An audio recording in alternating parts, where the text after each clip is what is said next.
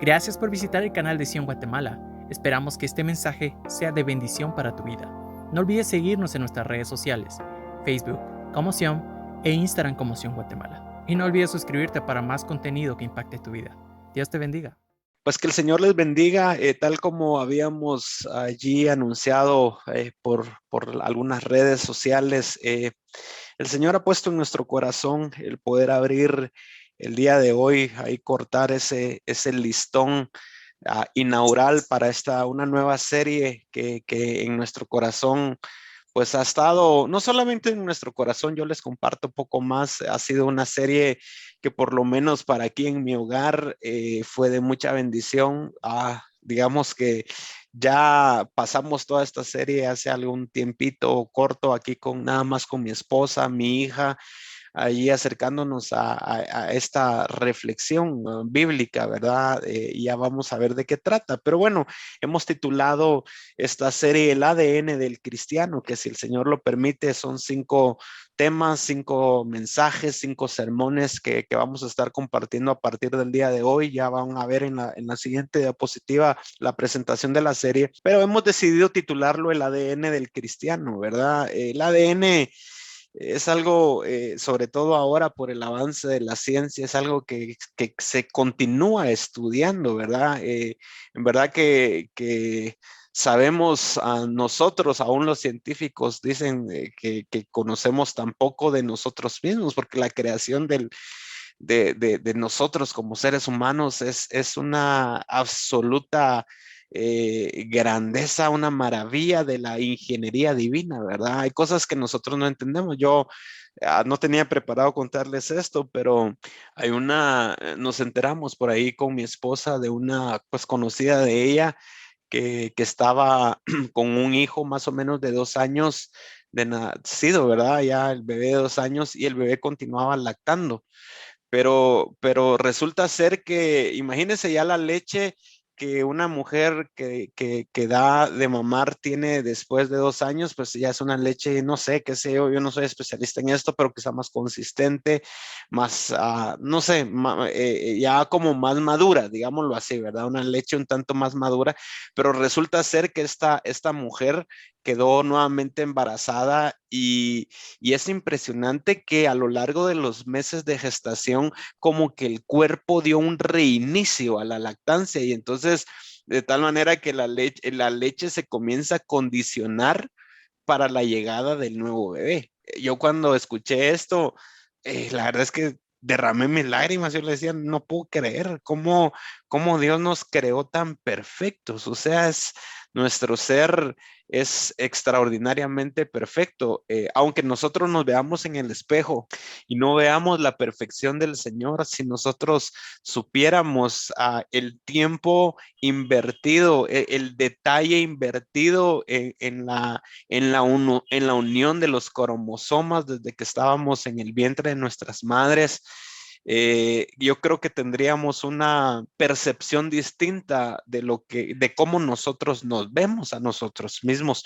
Estoy plenamente seguro de que Dios nos ve de manera distinta a como nosotros nos vemos, no solamente porque Él ya ve la obra terminada, sino que Él nos ama, no solamente como su creación, como la corona de su creación, sino como sus hijos, ¿verdad? Es algo maravilloso, pero regresando al tema del ADN, es tan complicado inclusive comprenderlo, para nada va a ser esta una charla genética, ni mucho menos, quizás solo poderles decir cosas que quizá ustedes recuerden que es el ADN, ¿verdad? Por ahí su nombre científico, ácido desoxirribonucleico. Es un poco complicado ese nombre, pero bueno, es más conocido como ADN. Y es que el ADN es la molécula que contiene la información genética de todos los seres vivos, ¿verdad? Ahí se van uniendo todos los cromosomas y es impresionante que es a través del ADN que se van, digamos, desarrollando la información genética pertinente a cómo vamos a lucir, el color de nuestro pelo, el color de nuestros ojos, el color de nuestra tez, por más que la vejez a algunos nos va llegando y aunque en nuestros genes estaba descrito que teníamos el pelo de color, qué sé yo, café, castaño, negro, pues las canas comienzan a llegar, ¿verdad? Pero el tema es que todo, inclusive no solamente los componentes físicos, sino también aún temas de carácter, temas emocionales, muchas veces se insertan por ahí en el ADN de las personas. Así que el ADN en términos generales contiene la información genética para el funcionamiento, el desarrollo y el crecimiento de cada célula. Lo digo nuevamente porque esto nos va a servir mucho ya para poder aterrizar el título y poder entender un poco más por qué le pusimos el ADN del cristiano. El ADN nuevamente contiene la información genética para tres cosas: el funcionamiento, el desarrollo y el crecimiento adecuado de cada célula. Y entonces como cristianos, ¿verdad? Así como yo por mis padres, ¿verdad? Yo tengo un componente genético, ¿verdad? Por mis padres biológicos, por mi padre espiritual, nosotros como hermanos compartimos el mismo componente genético o deberíamos de compartir el mismo componente genético, ¿verdad? Y a partir de allí, esto va a marcar cómo nos vamos a desarrollar como cristianos, ¿verdad? Así que es evidente que el enemigo, lo digo espiritualmente hablando, va a tratar de impactar, ¿verdad? El ADN del cristiano de tal manera que el cristiano no se desarrolle, ¿verdad? Que haya una falla genética espiritualmente hablando y que el cristiano, pónganse a pensar en una estatura, de repente lo digo de una manera simbólica, que el cristiano debería de medir, qué sé yo, 1.70 metros, pero resulta ser que ese cristiano mide 90 centímetros. ¿Por qué razón? Porque tiene un problema genético. El diablo, que el Señor lo reprenda, ha hecho todo un plan específico de tal manera de molestar el ADN de este cristiano, de tal manera que no se desarrolle. Y hay muchos ministerios que el Señor ya desde que Él ascendió a los cielos los dio. Efesios 4 dice esto, ¿verdad? Y Él dio a algunos de ser apóstoles, a otros profetas, evangelistas, pastores y maestros. Algunos el Señor ya digamos, los preconfiguró en esa creación como salmistas, como ahí el Señor dio dones, talentos. Pero ¿por qué razón muchas veces estos ministerios, estos dones, no los vemos como adecuadamente formados o desarrollados? Y muchas veces es porque como cristianos no nos damos digamos, de forma adecuada para que el Señor opere en nosotros y que haya ese desarrollo adecuado. Por ejemplo, lo vamos a ver, mejor no avanzo, pero por ejemplo, la leche. Dice la Biblia, desead como niños la leche, como niños recién nacidos, la leche no adulterada. Y para mí esto es ahora tan realista porque veo a mi bebé que recién cumplió 2 meses y veo él cómo se desespera porque le hace falta la leche, ¿verdad? Él consume más o menos, harán, no sé, tal vez unas 10 tomas diarias, ¿verdad? Es decir, y se está desarrollando, lo ve el pediatra y dice, es un bebé sano para la gloria del Señor. Un día vamos a contar el milagro del bebé, pero es un bebé saludable y entonces es porque él está teniendo un apego a la fuente que le está sirviendo, la fuente de nutrientes que le está sirviendo a él para desarrollarse, que en este caso es la leche. Pero hay muchos cristianos que no tomaron leche y ya, ¿verdad? Ni siquiera en su nacimiento y les ha faltado la leche. Y entonces cuando uno los ve, digamos, espiritualmente nuevamente, ve al cristiano o ve a dos cristianos y dice que hay una diferencia. Hay uno que se ha desarrollado bien porque nunca le faltó leche, siempre fue alguien que se apegó a la palabra, y hay otro que no. Y entonces evidentemente uno mide 1.70 y el otro mide 90 centímetros. Entonces, creo yo que es muy importante este tema. Así que en la presentación de la serie, pues es esto lo que vamos a estar considerando, ¿verdad? Vamos el ADN del cristiano se circunscribe al análisis exhaustivo de Santiago, ¿verdad? A mí me bendice, no saben ustedes cuánto el podernos acercar a mensajes bíblicos. Por ahí una maestra en mi carrera teológica que quedó profundamente este consejo plasmado en mi corazón, y todos aquellos que anhelan predicar, ¿verdad? Enseñar es uno de los mejores consejos que yo pudiera replicarles, ¿verdad? Lo que escuché de ella, y ella decía: jóvenes, por favor, para los que predican, digo, dejen de desarrollar temas. Desarrollen pasajes. Y es un consejo, bueno, yo cuando lo escuché a mí me quebró la mente, porque yo dije: toda la vida he desarrollado temas.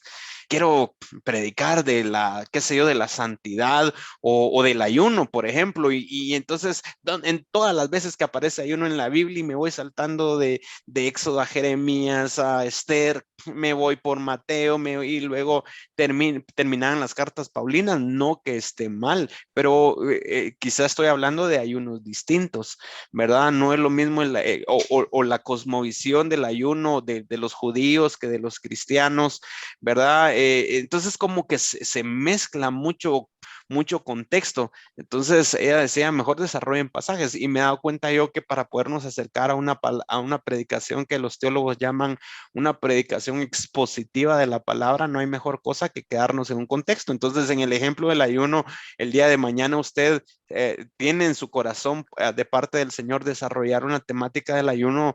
Mi mayor consejo sería: quédese en uno y desarrolle ese uno. Por ejemplo, Isaías 58, o qué sé yo, el ayuno de Esther, y a partir de allí desarrolle la temática, ¿verdad? Y quizá tomando algunos textos paralelos, pero quédese fundamentalmente en un texto para desarrollar el pasaje, todos los detalles: por qué aquí está este verbo, por qué este sustantivo aparece así, cuál es la palabra clave. Vamos a dar algunos cursos ahí, primero Dios, en este año de formación bíblica. Ya lo estamos preparando, ¿verdad? Así que estén muy pendientes para poderles, quizá talleres para cómo hacer esto. Pero bueno, entonces la presentación de esta serie, el ADN del cristiano, consta de Santiago en los 5 capítulos que tiene, y ahí se da cuenta de una vez los títulos de cada tema. Hoy nos vamos a estar acercando al primer capítulo, que habla de la posición confiada del cristiano, y se da cuenta la esencia de cada uno de los mensajes. Es que vamos a ver en el capítulo 1 lo que el cristiano tiene, en el capítulo 2 lo que el cristiano hace o debería de hacer, ¿verdad? En el capítulo 3 lo que el cristiano dice, el capítulo 4 lo que el cristiano siente, y por último lo que el cristiano da. Así que esto en términos generales va a revelar nuestra identidad como cristianos. Primero Dios, que el considerar cuál debe de ser el ADN del cristiano, como aparece por aquí esta flechita que la pusimos de forma bastante intencional, gris, que esta flechita marque un retorno en el camino, ¿verdad? Para que volvamos a las sendas antiguas, para que digamos: oh Dios, por ahí veo que cuál debe de ser, digamos, mi genética como cristiano, o esas moléculas espiritualmente hablando, esos cromosomas espiritualmente hablando, que van a hacer que me desarrolle, y me estoy dando cuenta que me están haciendo falta. Por eso no he crecido como debería, ¿verdad? Yo siempre me pongo a pensar y digo: ¿por qué no escuché mensajes como estos, verdad? Cuando estaba apenas yo creciendo dentro del cristianismo, una escuela misionera, quizá un evangelio de la gracia, de tal manera que yo pudiera entender de qué trata el evangelio verdaderamente, ¿verdad? Entonces, bueno, antes de poder ir considerando algunos elementos de Santiago capítulo 1, quiero mencionar allí algunos antecedentes como introducción del libro de Santiago. Y pues voy a tratar de no quedarme explicando un poco para poder avanzar.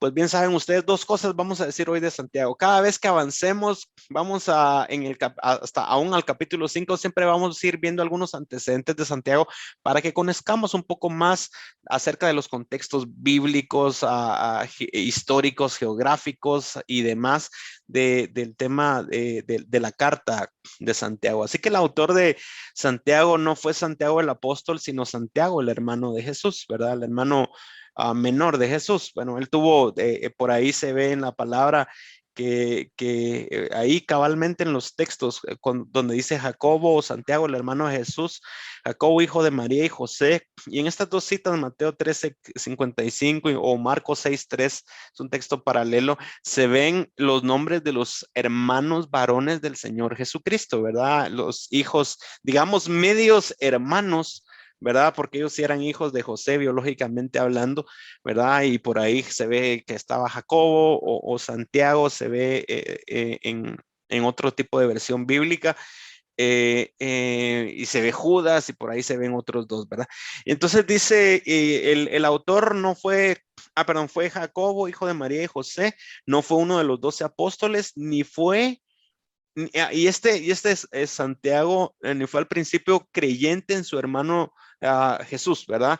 Es algo extraordinario el considerar que Santiago en sus inicios, él no creía en el ministerio terrenal y aún divino de su hermano, ¿verdad? No le consideraba o no le atribuía ninguna divinidad, ¿verdad? Y dice, pero después de la resurrección llegó a creer, probablemente mediante alguna manifestación especial del Señor resucitado. Por ahí se ven los testigos de la resurrección, 1 Corintios 15, uno de los capítulos por excelencia para analizar la resurrección, no solamente de Cristo, sino el tema de la resurrección de los muertos. Pero por ahí en el versículo 7 dice que de Cristo se manifestó a 500 y después se apareció a Jacobo, ¿verdad? Algunos eruditos dicen que Jacobo, porque habían bastantes Jacobos en este tiempo, si no estoy mal, inclusive tan solo considerando los 12 apóstoles, por ahí aparecen dos Jacobos, pero algunos eruditos dicen que Jacobo pues era su hermano biológico, ¿verdad? Pero sigamos avanzando ahí.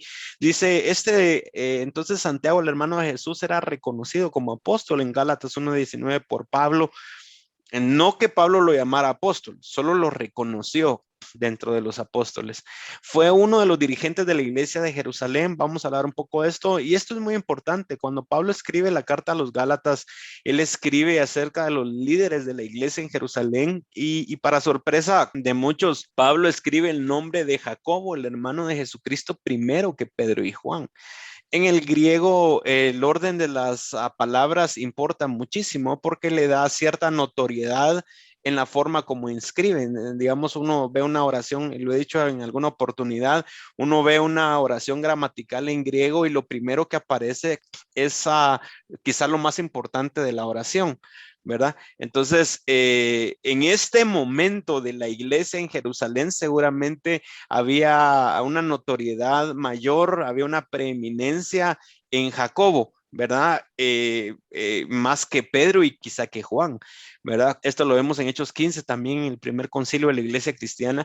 Y dice, y junto a los ancianos recibió a Pablo cuando éste regresó de su tercer viaje misionero. Ahí se ven en Hechos 21:18.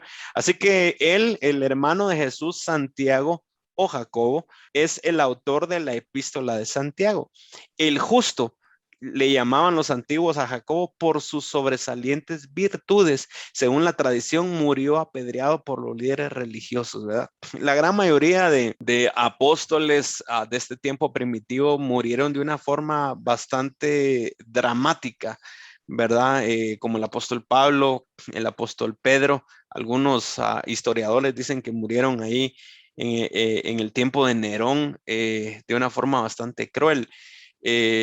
Y bueno, la gran mayoría decía, porque el apóstol Juan, pues es otro tema el de él. Segundo punto para mencionar de Santiago, y es bien importante que nosotros ahorita que nos vamos a entender de esto, va a depender mucho qué tanto podamos asimilar la serie, y no solamente la serie, la carta a los Santiago, de Santiago, perdón.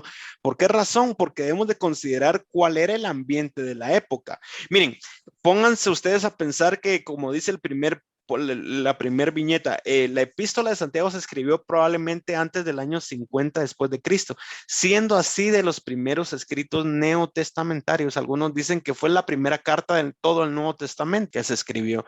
Pero pónganse a pensar en el ambiente de la época, ¿verdad? Más o menos 15 años después de la muerte y resurrección de Cristo. ¿Qué estaba pasando más o menos en la década del 45 al 55 después de Cristo? Era una situación bastante complicada para la iglesia cristiana que apenas se estaba formando.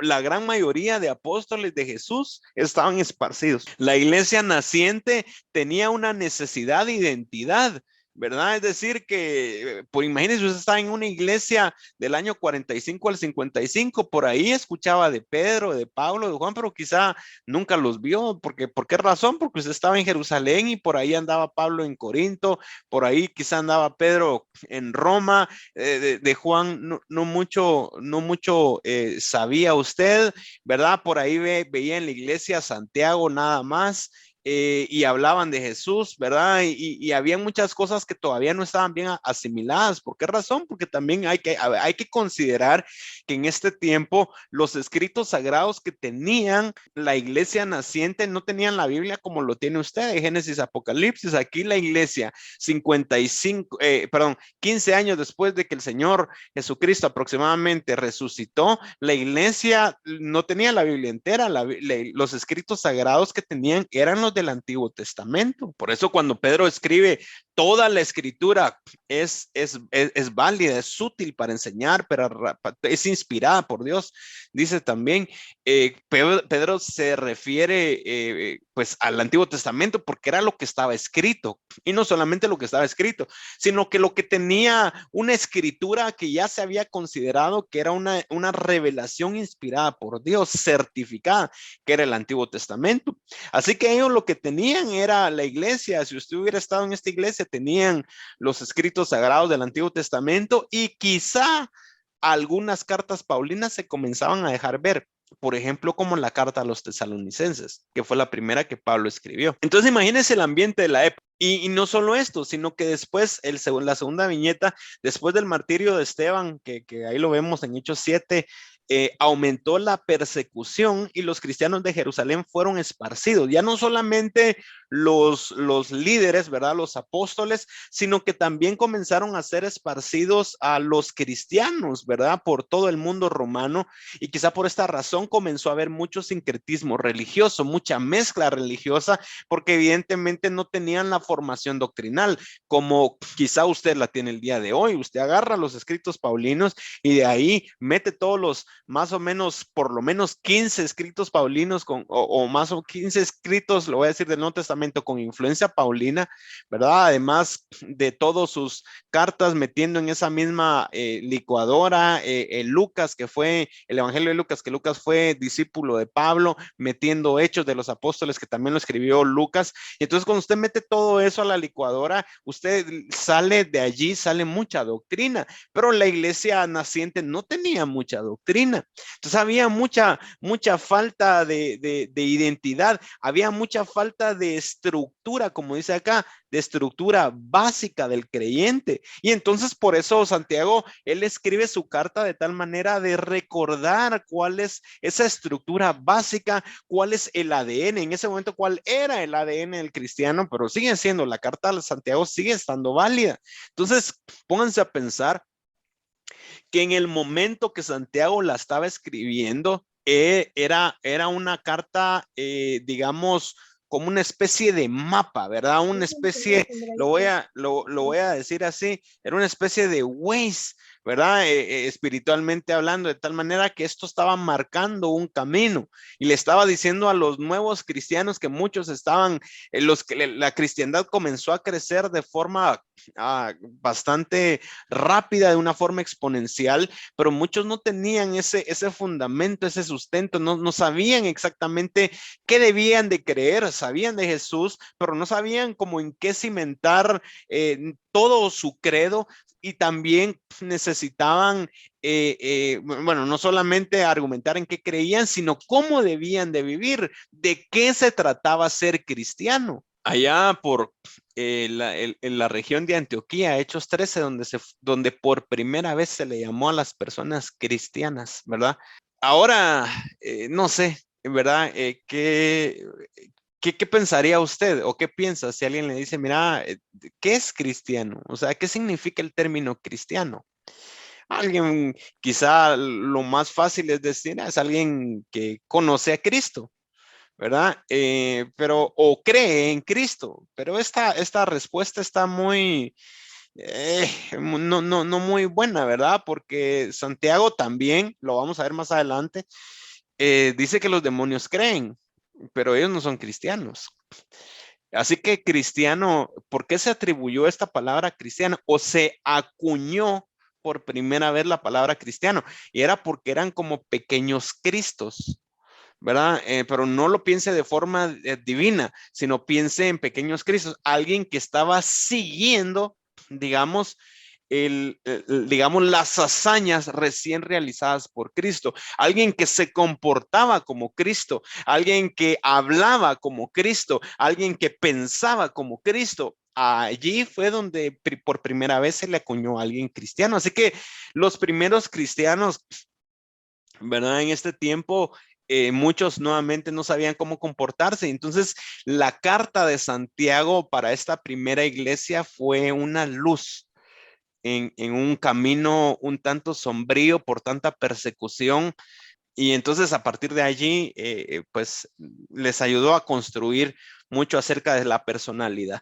Así que, ¿de qué trata, ya entrando en materia, de qué trata Santiago 1? ¿Qué podemos extraer del primer capítulo de la carta que escribe Santiago? Que en términos generales habla mucho acerca de lo que el cristiano tiene, y esto debe de dar una posición confiada. Y de estas imágenes que tienen, de esto trata mucho, ¿verdad? ¿Qué es lo que el cristiano tiene? Pues lo que se ve en las 5 imágenes, que quizá al final del tema vamos a poner unas palabritas para que usted pueda interpretar de mejor forma cada una de las imágenes. Santiago, en el capítulo 1, comienza él con un saludo, ¿verdad? Como toda carta, yo creo que hasta el día de hoy, ¿verdad? Cada vez que usted escribe una carta, aunque ahora la gente cada vez escribe menos cartas, yo recuerdo que con mi amada esposa, cuando ella me estaba conquistando, y yo a ella también, nos escribíamos cartas. Llegó un momento, ahí le comparto, creo que lo había compartido, pero no en vivo, ¿verdad? Y que quede ahí en los medios. Así que esta estrategia va a ser va a cobrar fama, se va a hacer viral quizá, aunque no creo, porque ahora nuestra forma de escribir ha cambiado mucho, pero el tema es que mi esposa me escribía muchas cartas y cada vez que yo llegaba, por aquí está hermano Miguelito, yo le amo, le bendigo, pero y ahora como papá le comprendo totalmente, ¿verdad? Pero digamos que yo no podía ver mucho a Claudia en nuestros inicios, ¿verdad? No contaba con esa validación de mi extraordinario y amado suegro todavía. Entonces lo que hacía Claudia es que me escribía muchas cartas y habían veces que yo pasaba, ahí le voy a revelar un misterio, hermano Miguelito, yo pasaba por ahí enfrente de su casa y a veces nos escribíamos por nada más abajo de su portón me sacaba ella un papel, una cartita así bien dobladita, yo le metía otra, ¿verdad? Porque ahí que tu WhatsApp, que tu Facebook, nada, ¿verdad? Entonces era pura carta.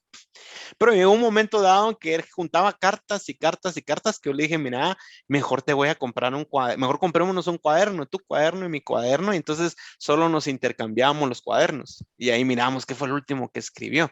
Qué lindo, ¿eh? Sería bien lindo ahí y por ahí tenemos nuestros cuadernos, un día se los vamos a mostrar. Pero el tema es ¿por qué vine a dar acá? Porque cuando uno escribe una carta, pues casi siempre uno inicia con un saludo. Ahora, pues el tema de las parejas, ahora la gente ya no escribe quizá cartas, ahora se dedican a un estado en WhatsApp y ahí ya cumplieron, ¿verdad?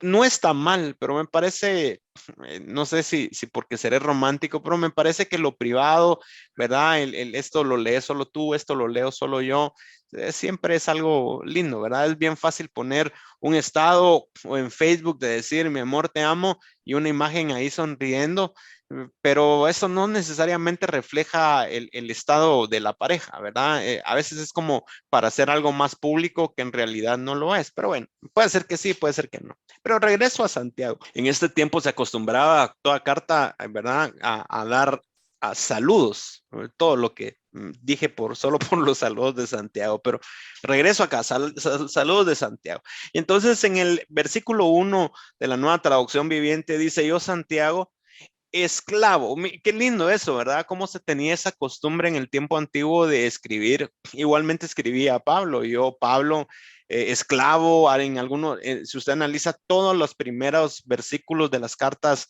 escritas por Pablo, era de forma bastante similar, esclavo de Dios y apóstol, decía en algunos casos del Señor Jesucristo.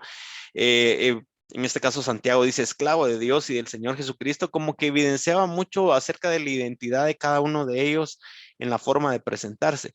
Entonces dice Santiago, escribo esta carta a las 12 tribus, a los, creyentes judíos que están dispersos por el mundo, reciban mis saludos. Acuérdense que aquí, digamos que estaba despegando una, no sé si de llamarle religión, quiero llamarle más movimiento judeocristiano, porque todavía mucho de la sustancia doctrinal estaba mucho todavía anclado en el Nuevo Testamento. Por eso que en el primer concilio, Hechos 15, lo que se trató primariamente fue un tema de cosas, por ejemplo, elementos como la circuncisión, es válida, no es válida. Y entonces había todavía ahí algunos amarres judíos, ¿verdad? Y bueno, hay mucho que decir de ahí, pero lo voy a dejar ahí. Entonces dicen, reciban mis saludos. Y entonces a partir de acá comienza Pablo perdón, Santiago a argumentar ¿qué tiene el cristiano? ¿Verdad? Lo que el cristiano tiene. Y entonces comencemos a ver, sé que Santiago 1 ya lo han leído, pero veámoslo con ojos nuevos y atendamos de forma analítica y reflexiva a considerar qué es lo que el cristiano tiene.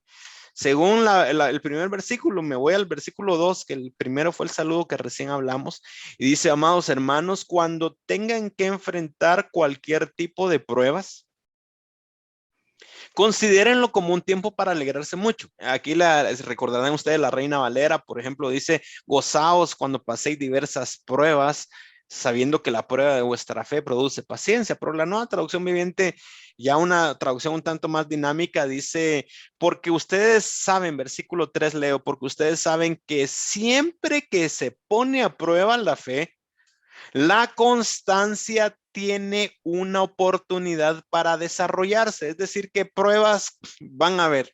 Y la prueba, las tribulaciones no son exclusivas del cristiano, ¿verdad? El mundo entero está en tribulación. Y cada vez la tribulación se va a poner peor, ¿verdad? Vamos a entrar a tribulación, a gran tribulación, ¿verdad?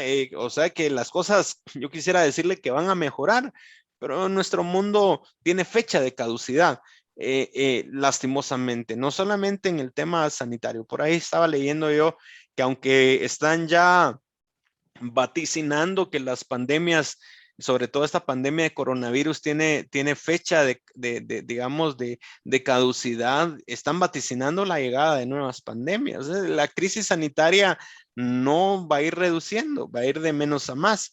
Por ahí estaba viendo yo una noticia que por el descongelamiento de los polos, y este cambio climático a nivel mundial, como digamos, el hielo se está quitando de los polos, y dice que hay unas bacterias que estaban ahí almacenadas que eran de hace cualquier cantidad de años, miles de años, están saliendo a luz. Es decir, que digamos que la crisis sanitaria no va a mejorar, sino cada vez se va a empeorar. Y esto es por hablar de la crisis sanitaria, pero imagínense el tema político, cómo está el escenario mundial, el tema económico, ¿verdad? ¿Cómo está la economía a nivel mundial? El tema social, post pandemia va a ser bastante, es una situación bastante complicada. Y entonces, ¿qué voy con esto? Que las pruebas no son exclusivas del cristiano. El mundo entero, lo dije hace unos momentos, está en tribulación, pero el tema es que estamos analizando qué tiene el cristiano. ¿Cuáles son esos elementos, digamos, notorios que sobresalen del ADN del cristiano? ¿Cuáles son esa formación genética que lo va a mejorar para que la persona enfrente determinadas circunstancias de mejor manera? Le voy a poner un ejemplo. ¿Qué pasa? Si agarramos un niño de Guatemala, voy a poner a mi hijo que se llama Marcos Marroquín, de 2 meses de edad, y agarramos a Marcos en este momento y nos lo llevamos a Alaska. ¿Cómo cree usted que va a estar Marcos las próximas semanas? ahí con ese frío, menos 15 grados centígrados, cuando acá estaremos, no sé, como en unos 18, 20. Definitivamente él no va a estar preparado para poder enfrentarse a la prueba en este momento quizá climática que está en su entorno. Pero es muy diferente a que, digamos, a que nos llevemos a Marcos, que no tiene nada, digamos, en su estructura genética, algo preparado para enfrentar ese tipo de climas, pero ahora mismo hay bebés de 2 meses en Alaska.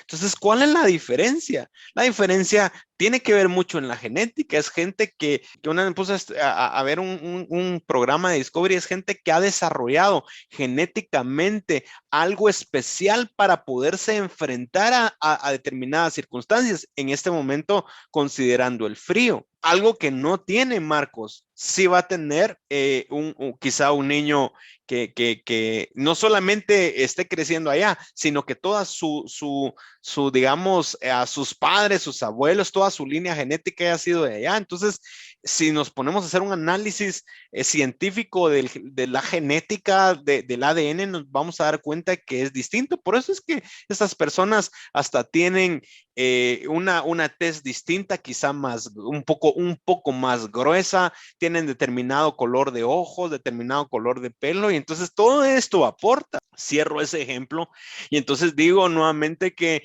tanto a tu vecino que podría ser cristiano o no, ¿verdad? En este ejemplo podríamos tomar que no, él va a tener pruebas como tú. El tema es qué tienes tú para poder enfrentar la prueba. ¿Qué tenía aquí en el Imperio Romano? No solamente eran los cristianos que estaban sufriendo, habían comerciantes que nada tenían que ver ni con el cristianismo ni con el judaísmo. Quizá eran politeístas que creían en muchos dioses, ¿verdad? O creían que el emperador era el dios y ellos mismos se enfermaban, ellos mismos morían, ellos mismos el negocio se le venía abajo. El tema es que a ellos les faltaba el ingrediente de ese gen, lo voy a decir de esa forma, les faltaba un gen para poder enfrentar la prueba de mejor manera. Y en este momento, ahí están en amarillo, 2 elementos o 2 genes que debería de tener el ADN del cristiano, y el primero es la fe y la segunda es la constancia, porque todos vamos a tener prueba, pero cuando se pone a prueba, aquí dice la fe, pero digamos, considerando que alguien en prueba tiene fe, dice, lo vamos a ver una paráfrasis más adelante para entender esto, dice, la constancia tiene una oportunidad para desarrollarse. Así que dejen que su fe crezca. Pues una vez que su constancia se haya desarrollado plenamente, serán perfectos y completos y no les faltará nada. Entonces, quisiera hacer una breve reflexión acerca de estos 2 primeros elementos, la fe y la constancia. ¿Cómo estamos en ese sentido, verdad? ¿Cómo estamos de fe? Tan solo haciendo esta consideración, ¿será que nos hace falta fe? Romanos 10:17 dice que si nos falta fe, ahí nos da, ¿qué puedo hacer yo para acrecentar mi fe? Dice la Biblia de las Américas, así que la fe viene del oír y el oír por la palabra de Dios. Me gusta cómo lo dice la versión Castilla. Necesitamos la fe. La fe viene de la escucha de la predicación, pero si esto quedara hasta acá, no me bendeciría tanto como lo termina diciendo, porque no es solamente cualquier predicación, sino dice que la predicación se debería, o esa predicación, lo voy a decir de esta forma, la predicación que despierta fe es la predicación que se hace en virtud de la palabra de Cristo, no a cuentos, no a temas motivacionales, que no es que esté mal, yo creo que necesitamos motivación. Eventualmente necesitamos hablar de temas que nos motiven, por ejemplo, de la gracia, que hay un remedio para el pecado, necesitamos hablar de la esperanza, necesitamos hablar de algo que despierte alguna motivación, pero nosotros no somos cristianos solamente cuando estamos motivados. Nosotros no somos circunstanciales. Nosotros seguimos teniendo esperanza, estemos o no motivados, estemos quizá con abundancia o con escasez, igualmente seguimos siendo cristianos. Así que nuestra fe no se debe circunscribir solamente a un tipo de predicación predicación, sino a la predicación exclusiva que se hace en virtud de Cristo, ¿verdad? No, como dice por ahí Pedro, a estratagemas, sino a la esencia del texto.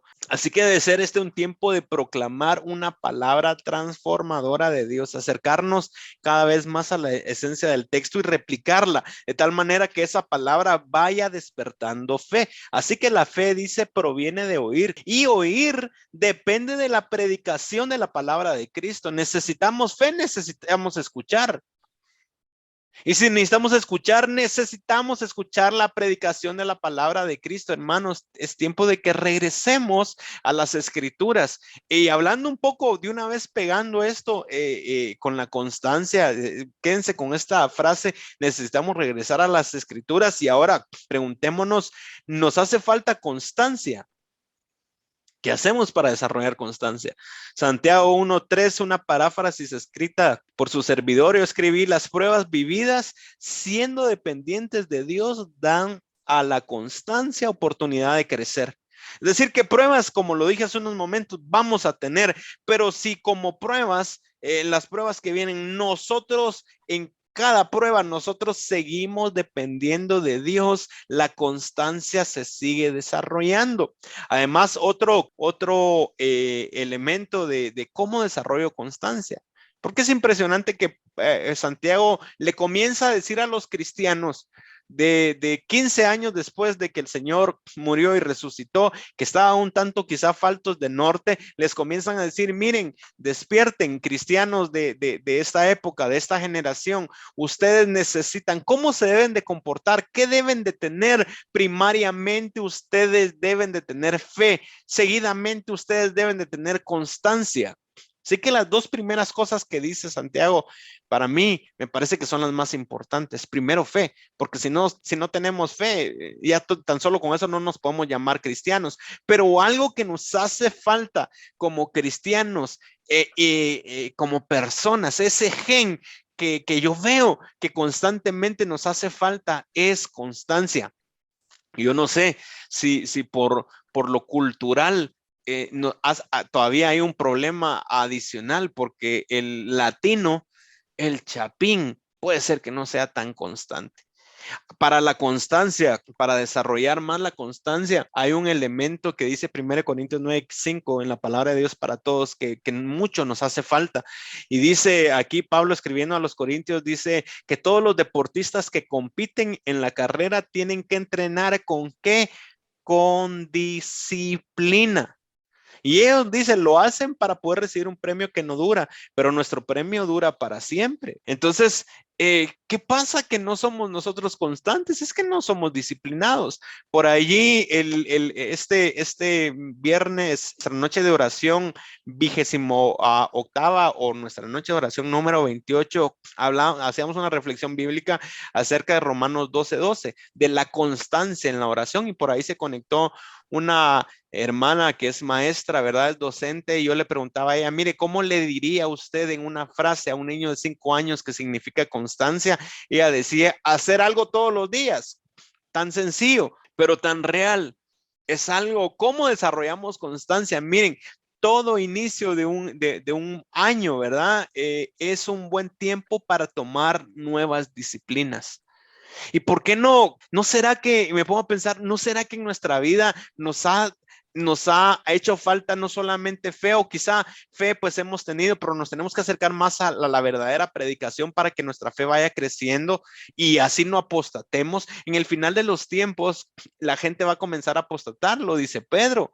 ¿Por qué razón? Porque cada vez más va a hacer falta un mensaje bíblico. La gente, muchas, puede ser que no reconoce lo que es un mensaje bíblico o no. ¿Por qué razón? Porque quizá no leen la Biblia, y entonces necesitamos tener la Biblia metida en nuestro corazón, de tal manera de poder diferenciar y decir: sí, ese es un mensaje bíblico, y no, ese mensaje que estaba predicando el hermano X no es bíblico. Yo aún lo que el Señor me da para darles, nosotros como los bereanos de Hechos 17, los mismos bereanos escuchaban al mismo apóstol Pablo y ponían a prueba el mensaje de Pablo contra las escrituras para ver si era veraz.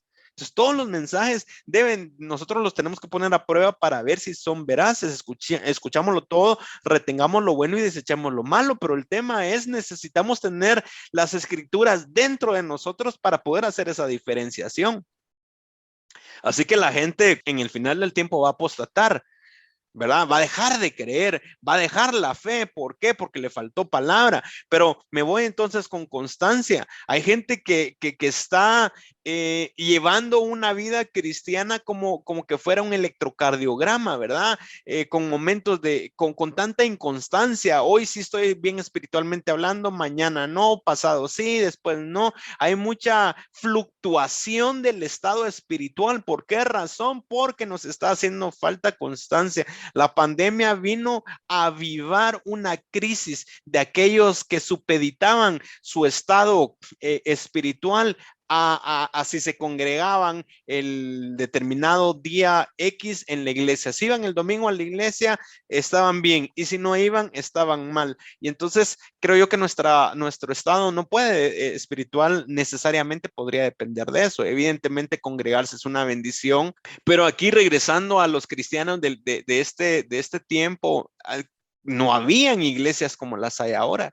Pero bueno, regreso al tema de la constancia. Nos hace falta constancia. Miren, 2022, les digo, y me digo a mí mismo, mi año espiritualmente hablando tiene que ser mejor. Tu año 2022 tiene que ser mejor espiritualmente hablando. ¿De qué va a depender que te desarrolles como cristiano en este tiempo? Va a depender que además de que tengas fe, que retomes el tiempo de comunión con la palabra, va a depender de la constancia. Así que hace unos momentos decía que todo inicio de un año es un buen tiempo para tomar nuevas disciplinas. Ora diariamente. Ayuna. ¿Cuándo fue la última vez que ayunaste? ¿Y cuál fue el propósito? Ayunar es para, dice la Biblia en Salmos, que es para humillar nuestra alma. Ayunar no es para que me salga un trabajo, o para comprar una nueva casa, o para tener un aumento. No es una huelga de hambre. Ayunar es para humillarnos, ¿verdad? Para acercarnos al Señor. ¿Cuándo fue?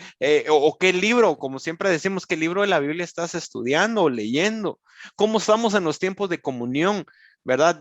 Un día vamos a abrir una serie, o por lo menos algún mensaje de por qué Sión, qué significa Sión. Para mí Sión significa, yo me imagino, y no que me imagine, la Biblia dice que el Señor escogió a Sión por su habitación. Entonces yo siempre, aunque en términos generales usted le pregunta a un predicador nominal qué es Sión, le va a decir la iglesia, pero Sión es más que la iglesia. Para mí Sión, en Sión está Dios, está la iglesia y hay comunión. Para mí eso es lo que significa Sión.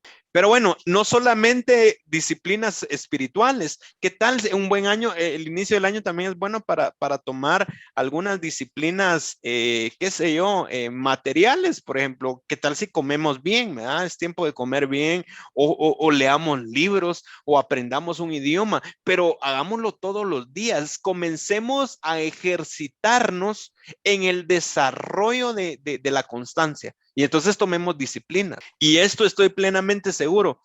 Si me quedara aquí, me voy a quedar en la parte, digamos, reflexiva. A partir de aquí, casi que solo voy a leer.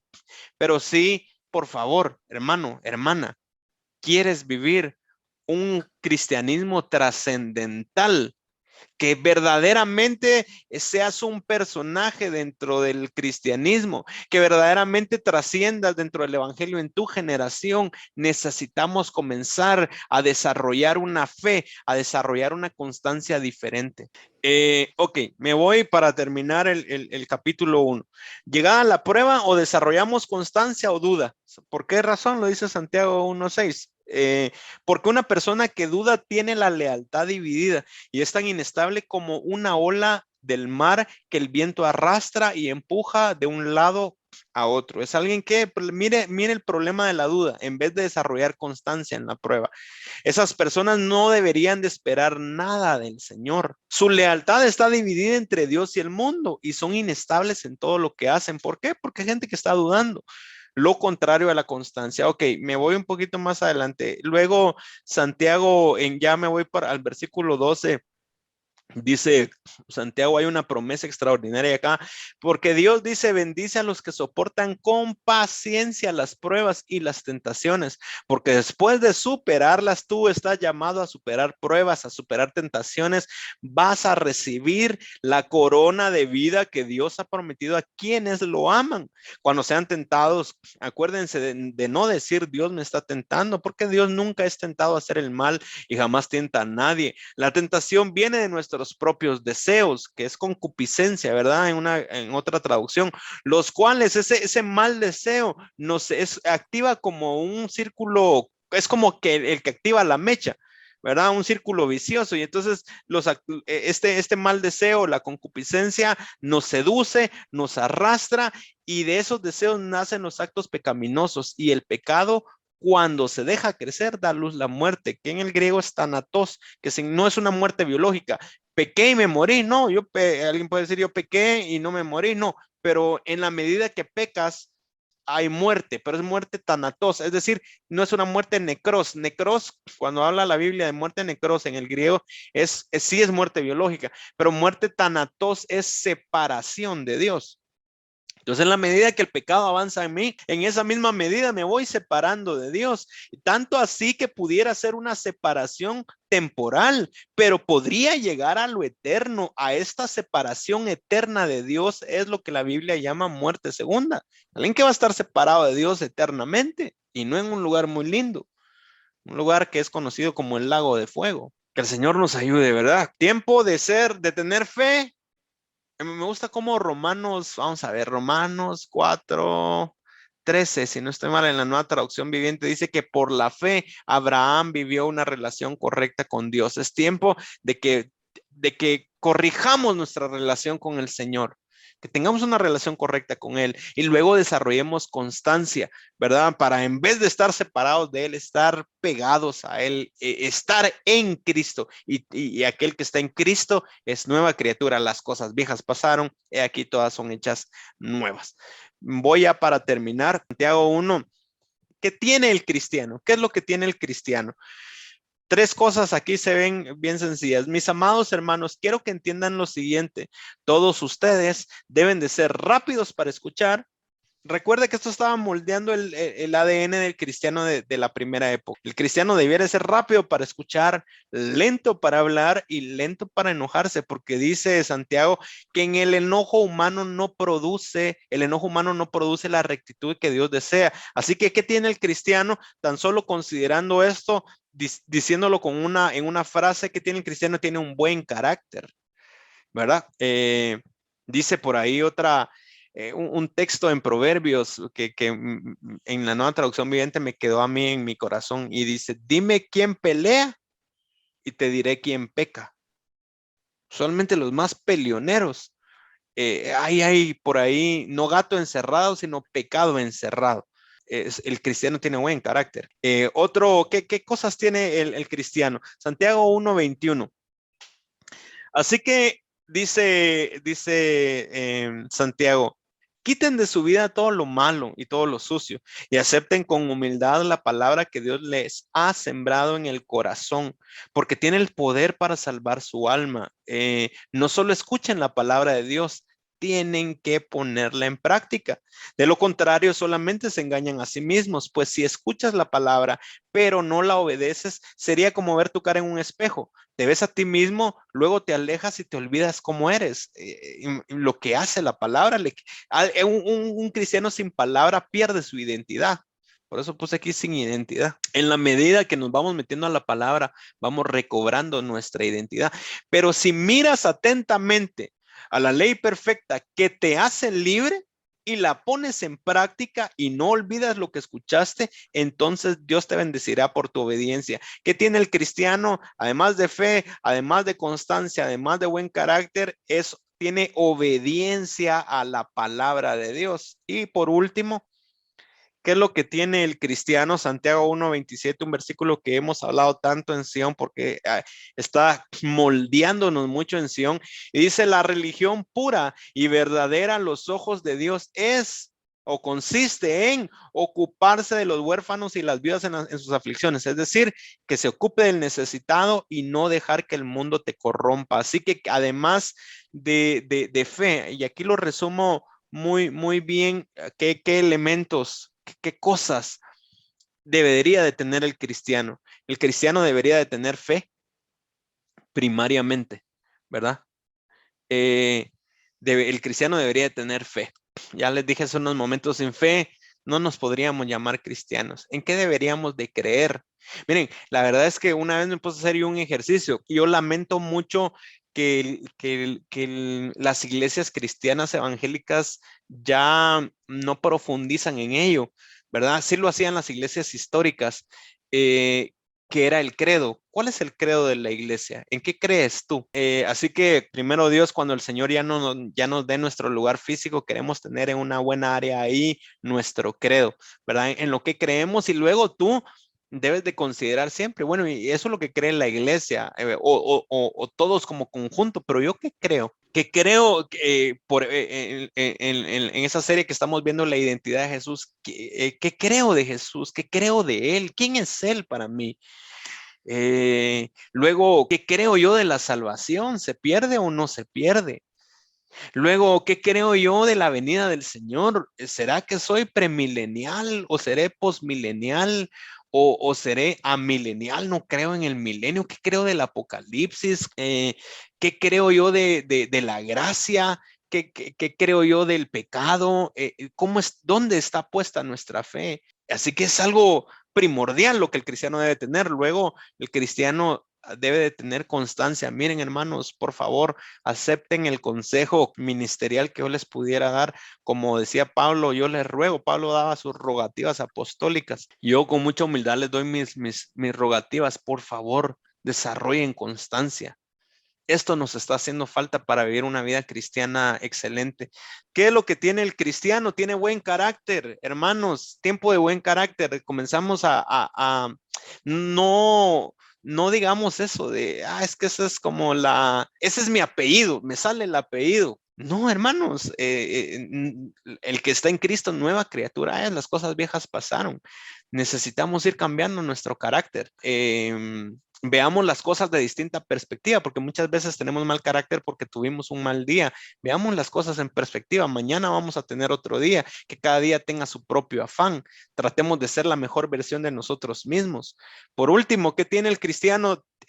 Tiene obediencia. Necesitamos obediencia. Obediencia a la palabra de Dios. Evidentemente, para obedecer la palabra de Dios, primero tengo que saberla. Si la palabra dice que hay que irme para la derecha, no me puedo ir para la izquierda. Pero si no sé si la palabra dice que me vaya a derecha o izquierda, ¿cómo la voy a obedecer? Así que primero tenemos que saber a dónde nos dice la Biblia que debemos de irnos. Y por último, ¿qué es lo que debe de tener el cristiano? Una religión pura, de atender al necesitado y de no permitir que el mundo le corrompa. Lo voy a dejar aquí por razones del tiempo y vamos a hacer una oración.